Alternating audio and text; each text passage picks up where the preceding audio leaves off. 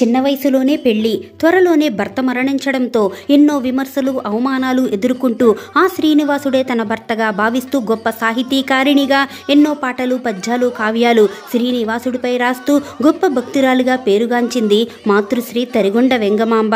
ఇంటి నుంచి ఆమె ఇచ్చే హారతులు, పూజాది కార్యక్రమాలు నిలిపివేయాలంటూ స్థానికులు ఒకసారి ఆమెపై ఒత్తిడి తీసుకొచ్చారట. ఆ తర్వాత దేవుని ఊరేగింపు రథం ఆమె ఇంటి ముందు నుండి వెళుతూ ఆగిపోయింది. ఆ రథం ఎంతకీ కదలకపోవడంతో అప్పుడు ఆమెను హారతిమ్మని వేడుకున్నారు అక్కడి వారు.